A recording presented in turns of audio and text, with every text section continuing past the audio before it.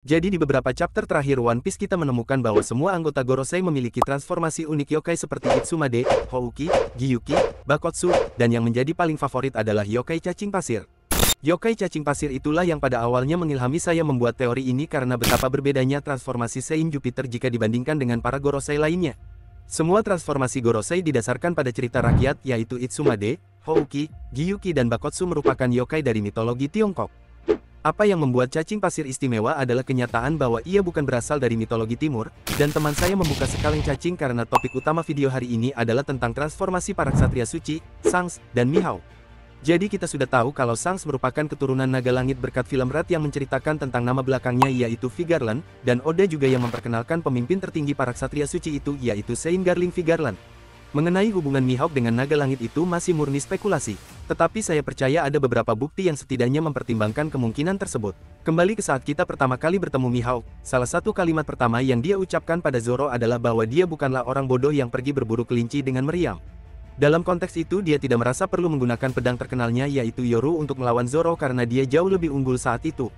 Kalimat ini sungguh menonjol bagi saya karena apa yang kita saksikan selama kilas balik God Valley di mana kita melihat para ksatria suci dan naga surgawi berlomba memburu kelinci yang merupakan ras rendahan dengan kekuatan penuh mereka. Karena Mihawk tidak tinggal di tanah suci bersama naga langit maka masuk akal jika pandangannya terhadap dunia berbeda dengan pandangan mereka. Namun, satu kesamaannya adalah penggunaan kata kelinci dalam merendahkan seseorang. Anda bahkan dapat mengajukan argumen bahwa Mihawk memandang sebagian besar manusia sebagai kaum rendahan, karena di Marineford pada chapter 561 ia menyebut seseorang seperti cacing sampah. Tentu saja, pandangan Mihawk terhadap orang lain bisa saja hanya kebetulan. Namun seberapa sering detail kecil dalam One Piece merupakan suatu kebetulan, terutama jika itu berkaitan dengan Mihawk, seorang karakter yang kita benar-benar tidak tahu banyak tentangnya. Terminologi kelinci bukan hal yang hanya terjadi satu kali, karena Oda meninjau kembali ucapan Mihawk terhadap kelinci di SBS 90. Jadi di SBS Purple Panda ini meminta Oda untuk menggambar seperti apa rupa anak Mihawk, dan ternyata anak Mihawk juga punya kebiasaan memanggil orang lain dengan sebutan kelinci. Dan perlu diingat bahwa gambar dan ide ini terbilang baru, karena Oda membuat gambar ini ketika One Piece sudah berada pada chapter 900. Jadi dengan asumsi bahwa Mihawk juga memiliki darah bangsawan maka asumsi inilah yang akan membawa kita ke inti video ini. Para ksatria suci semuanya memiliki transformasi unik seperti halnya Gorosei. Meskipun kami belum melihat satupun di antara mereka bertransformasi, tapi kami dapat menyimpulkan bahwa mereka akan mampu melakukan ini berdasarkan beberapa hubungan yang menarik. Hubungan pertama adalah kedekatan pemerintah dengan angka 16. Seperti yang Anda ketahui, nama Imu jika dipecah sebenarnya menjadi angka 1 dan angka 6 karena I adalah 1 dan Mu adalah 6 dalam bahasa Jepang. Saat pertama kali kami mengetahui tentang Tenryubito Carlos di Sabaody kita tahu bahwa jika kita menghalangi jalan mereka maka mereka akan menembak Anda sebanyak 16 kali sebagai hukuman. Serangan terakhir dari Doflamingo sang iblis surgawi juga dijuluki sebagai serangan 16 peluru suci. Lloyd Bell di Marineford secara tradisional berbunyi 16 kali, 8 kali untuk menandakan berakhirnya suatu era, dan 8 kali lagi untuk melambangkan dimulainya era baru. Ketika Lulusia dilenyapkan, dalam manga Oda menggambar 16 sinar cahaya yang menghantam kerajaan tersebut. Saat Enel mencapai bulan dalam cerita sampulnya, kita melihat gambaran tentang apa yang diyakini para ahli teori sebagai senjata kuno, makhluk laut merupakan representasi Poseidon, kapal merupakan Pluton dan matahari di kiri atas merupakan Uranus. Dan jika Anda menghitung berapa banyak sinar yang dimilikinya dengan membalik gambar tersebut, Anda akan mendapatkan jumlah 16 sinar. Alasan saya ingin menarik perhatian pada angka 16 adalah karena saya percaya secara total akan ada 16 transformasi surgawi. Kita sudah memiliki 5 dari 16 transformasi tersebut di Pulau Egghead, saya yakin kita akan mendapatkan 11 lainnya ketika kita benar-benar diperkenalkan kepada para ksatria suci. Tentu saja, ketika kami melihat gambar siluet mereka kami hanya melihat 9 ksatria suci. Tetapi panel itu jelas tidak menyertakan Garling, karena rambutnya tidak cocok dengan siluet manapun. Jadi jika Garling saja tidak diperlihatkan dalam siluet itu padahal dia merupakan pemimpin tertingginya maka saya kira masuk akal untuk mengatakan bahwa mungkin ada anggota lain yang juga tidak terlihat di siluet itu. Sebab jika Anda kembali ke kilas balik God Valley, Anda akan melihat bahwa sebenarnya kita memiliki 11 siluet ksatria suci yang berdiri di platform yang tinggi. Pada panel pertama dari chapter 1096, penyiar naga surgawi di puncak panggung tidak masuk hitungan karena menurut pendapatku ia hanya seorang pecundang yang mengenakan gelembung di capat tersebut. Jadi 11 ksatria suci ini jika dihitung bersama dengan Gorosei akan memberi kita total 16 transformasi duniawi dan pejuang di pihak pemerintah dunia dan Imu. Dan sekarang untuk bagian paling gila dari video ini yaitu teori bahwa keluarga Vigarland dari Shanks adalah manusia serigala dan Mihawk adalah vampir. Jadi manusia serigala? Ya, saya tidak benar-benar tahu bagaimana membahas topik ini, tetapi saya kira saya harus menarik garis dasar dan mengatakan bahwa menurut saya para ksatria suci tidak harus semuanya yokai atau berlatar belakang mitologi timur. Dan sekali lagi, itu terutama karena keberadaan Saint Jupiter yang merupakan cacing pasir. Saya beranggapan bahwa forum Holy Knight akan menjadi kumpulan berbagai mitologi yang berbeda. Oda selalu secara terbuka terinspirasi oleh banyak budaya dan media yang berbeda sepanjang seri, jadi saya tidak mengerti mengapa transformasi Holy Knight akan keluar dari konsep itu. Yang sekarang membawa kita ke pertanyaan berikutnya adalah monster dan mitologi apa yang akan dibawa Oda ke seri ini. Dan yang pertama terlintas di pikiranku sebenarnya adalah Bigfoot karena itu adalah legenda yang sangat populer di barat dan khususnya di negara bagian Oklahoma. Jadi setelah Bigfoot, ide berikutnya yang muncul di benak saya adalah manusia serigala. Konsep dan popularitas manusia serigala atau lichan, istilah manapun yang Anda sukai dapat dilihat sepanjang sejarah dan media. Dengan film-film populer seperti Werewolf in London pada tahun 1981, Abbott and Costello Meet Frankenstein pada tahun 1948, The Wolfman tahun 1941, serial film Underworld, dan bahkan Twilight. Dan alasan mengapa saya terutama mencantumkan film-film di sini adalah karena kita semua tahu betapa Oda menyukai film-film lamanya untuk referensi dalam cerita One Piece. Banyak desain karakter di serial ini sebenarnya terinspirasi langsung dari film. Misalnya Sanji terinspirasi dari Mr. Pink di film Reservoir Dogs, semua Laksamana Marine didasarkan pada aktor Jepang di dunia nyata, topeng Spandam seperti Mick Foley, Bogart terinspirasi oleh Humphrey Bogart pada tahun 1942 di film Casablanca dan Ivankov terinspirasi dari Frank-N-Furter dari film Rocky Horror Show tahun 1975. Daftar referensi dalam One Piece tidak ada habisnya, dan sangat jelas bahwa Oda suka membawa film favoritnya ke dalam cerita. Jadi saya akan terkejut jika dia tidak menyertakan manusia serigala mengingat betapa populernya mereka di seluruh dunia. Dan tidak hanya berhenti di film, karena salah satu penyebutan pertama Lichan ada dalam mitologi Yunani dengan Raja Licaon. Saya harap saya mengucapkannya dengan benar bahwa dia diubah menjadi manusia serigala oleh dewa Yunani Zeus atau dewa Romawi Jupiter. Ceritanya memiliki banyak variasi, tetapi pada dasarnya berpusat pada Lichan yang mengkhianati Jupiter dengan memberinya makanan yang buruk lalu Jupiter mengubahnya menjadi manusia serigala sebagai hukuman. Mitologi klasik. Nah, sejauh mana saya yakin keluarga Vigeland adalah manusia serigala itu karena ada 3 alasan utama di baliknya. Yang pertama dari kisah Norse, yang kedua tentang Vigeland Garling, dan yang ketiga adalah persaingan Shanks dengan Mihawk.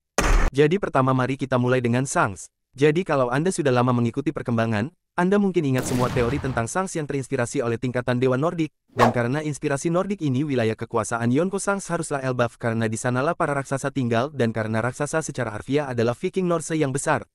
Tapi teori ini yang sudah ada sejak lama akhirnya menjadi kenyataan dalam kisah terakhir ini. Ada beberapa alasan mengapa hubungan Shanks dan tingkatan ini masuk akal bagi saya.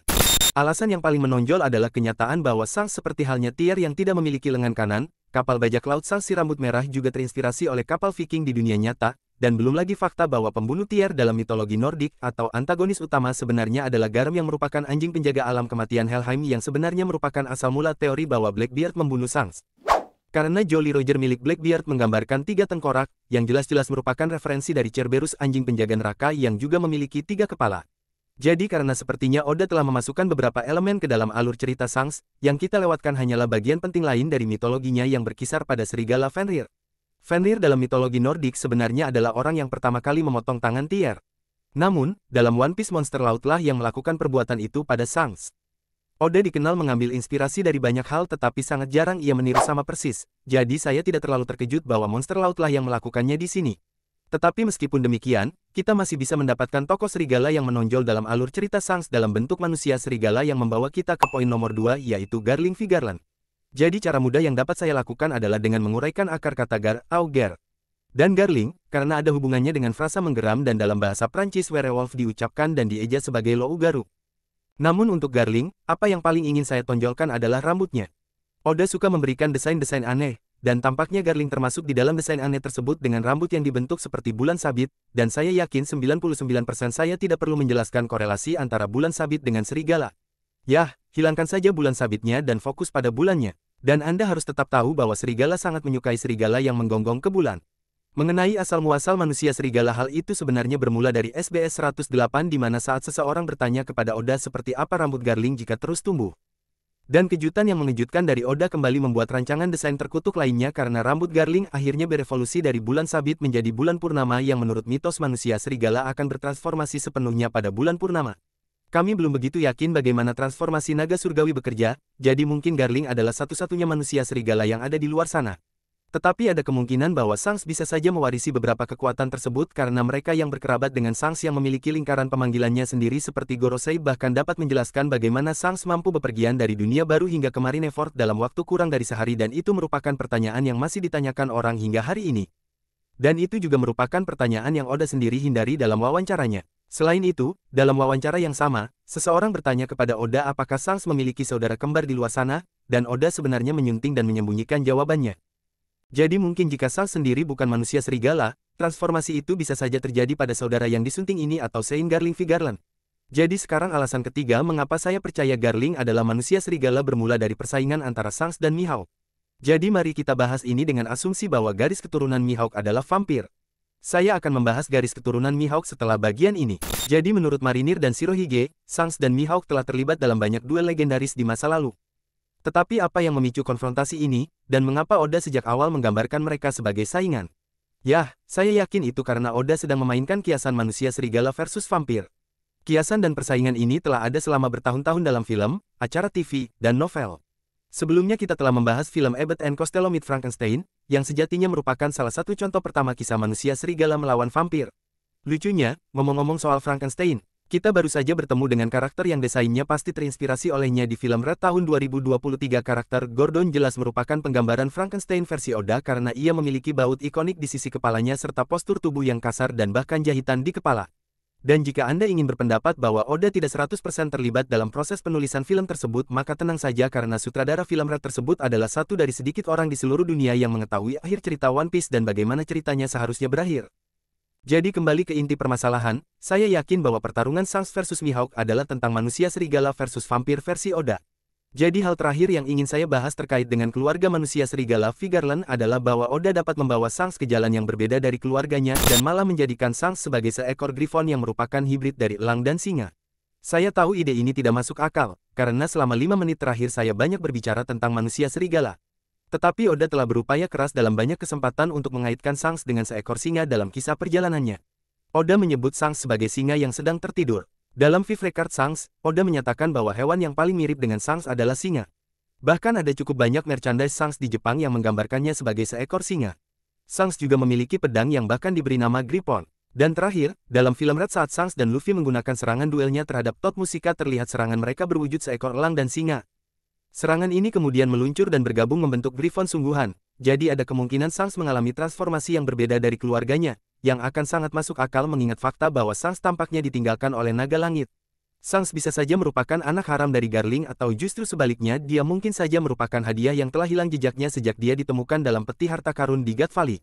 Transformasi Griffon ini juga dapat membantu menjelaskan mengapa ia mampu melakukan perjalanan keliling dunia begitu cepat selama Perang Marineford. Detail lain yang dapat dijelaskan di sini adalah bagaimana Shanks mampu menghadapi Kaido dan King. Shanks menghentikan mereka agar tidak datang di Marineford. Tapi bagaimana caranya, meskipun Kaido dan King sama-sama bepergian dengan kemampuan terbang mereka dengan Kaido dalam wujud naganya dan King dengan sayap lunariannya, bagaimana Shanks mampu menghentikan keduanya jika secara teoritis mereka seharusnya terbang jauh di atas dan melewati kapalnya? Saya percaya ada kemungkinan bahwa Shanks dengan bentuk Griffonnya yang menghentikan mereka. Bayangkan Shanks seekor Griffon yang lahir dalam keluarga manusia serigala yang pasti dia akan diasingkan dari kawanan. Jadi sekarang mari kita beralih ke keluarga Mihawk yang merupakan vampir. Sekumpulan vampir yang satu ini seharusnya lebih mudah diidentifikasi karena Mihawk telah menunjukkan banyak ciri-ciri dari seorang vampir. Seperti fakta bahwa ia tinggal di kastil suram sendirian, fakta bahwa kapalnya hanyalah peti mati yang mengapung, salib yang ia kenakan, dan fakta bahwa ia suka minum anggur merah yang mirip dengan versi dari minum darah yang disensor. Dan belum lagi nama belakangnya adalah Dracul. Hal ini menjadi sangat dekat dengan mitos Dracula vampir yang paling terkenal. Dan sebelum Anda mengatakan itu hanya kebetulan karena Dracul dan Dracula berbeda satu huruf, maka mari kita lihat video game One Piece Unlimited World Red. Jadi percaya atau tidak, tetapi Oda adalah orang yang menciptakan banyak karakter game One Piece dan Unlimited World Red pun tidak ada bedanya dengan Oda sendiri yang menciptakan karakter Patrick Redfield yang merupakan pengguna buah iblis kelelawar model vampir. Alasan kenapa saya ingin mengungkitnya adalah karena Redfield sama seperti halnya Dracul dan Dracula, hanya tinggal satu huruf lagi untuk menjadi Renfield yang merupakan asisten Dracula dalam film vampir. Jadi jangan salah, Oda 100% memikirkan vampir saat menciptakan karakter Mihawk. Dan tentu saja, Dracula sama populernya dengan manusia serigala. Mengenai mengapa saya percaya rekan Mihawk di Holy Knight adalah vampir, atau bahkan berpikir bahwa vampir memang ada di dunia One Piece itu hanya karena kelelawar pembawa berita yang ada dalam pemerintahan dunia. Jadi kita kurang lebih tahu mengapa kru berita mengantarkan koran dengan benar karena Morgans adalah pengguna buah Albatros yang mengatur dan membuat mereka mengantarkan koran ke seluruh dunia. Jadi jika itu masalahnya, lalu bagaimana dengan kelelawar pembawa berita pemerintahan dunia? Jadi ini adalah detail yang sangat kecil yang tidak banyak orang tahu. Tetapi setiap kali pemerintahan dunia membuat keputusan tentang siapa yang akan menjadi panglima perang laut berikutnya, maka mereka mengirimkan kelelawar untuk menyampaikan berita ini. Kita hanya melihat ini 2 kali dalam serial ini, sekali pada kilas balik Jinbei dan kali lainnya ketika Bagi diundang untuk bergabung dengan si Chibukai. Pemerintah dunia mana yang mengendalikan kelelawar ini? Awalnya saya pikir itu adalah Stussy dan Chipperpol, tetapi sejauh ini dia belum menunjukkan kepada kita bahwa dia benar-benar dapat mengendalikan atau berkomunikasi dengan kelelawar. Ditambah lagi dia juga sedang mengkhianati pemerintahan dunia saat ini. Jadi menurut saya jawaban yang lebih mudah adalah dengan mengatakan bahwa Ksatria Suci Dracula yang mengendalikan kelelawar. Dan jika kita ingin gila, kita bahkan dapat membuat teori dan mengatakan bahwa Stussy diubah menjadi vampir oleh Dracul Holy Knight. Sejak Stussy bertransformasi kembali di chapter 1072, kita belum mendapatkan kotak narator yang memberitahu kita tentang kekuatannya. Hal ini cukup penting karena Oda melakukan hal serupa kepada Gorosei. Kita semua tahu bahwa Saint Saturnus adalah Gouki atau Ushie Oni ketika ia pertama kali bertransformasi, tetapi Oda tidak memberi kita kotak teks sampai beberapa waktu kemudian Oda menjelaskannya, tapi alih-alih menyebutnya sebagai transformasi buah iblis, tapi ia menyebut itu hanya sekadar nama iblis belaka. Jadi mungkin Stussy sama persis dengan para Gorosei, alih-alih dia memiliki kemampuan buah iblis tapi ternyata dia bisa saja adalah seorang vampir. Sekarang terima kasih kepada Holy Knight yang telah mengakhiri video ini. Ya, saya percaya bahwa Mihawk adalah naga surgawi sama seperti Shanks dan saya percaya mereka berdua berasal dari keluarga vampir dan manusia serigala. Shanks dapat bertransformasi menjadi manusia serigala dan Mihawk hanyalah seorang keturunan ksatria suci yang sangat ahli menggunakan pedang. Meski begitu, hal ini menyisakan 9 transformasi ksatria suci lainnya yang bisa dimainkan oleh Oda. Makhluk, kriptid, atau yokai apa yang ingin kalian lihat di kalangan mereka? Secara pribadi menurutku monster Yeti akan sangat sulit dikalahkan karena seperti yang kita lihat Yeti Cool Brothers yang memulai debutnya di chapter 666.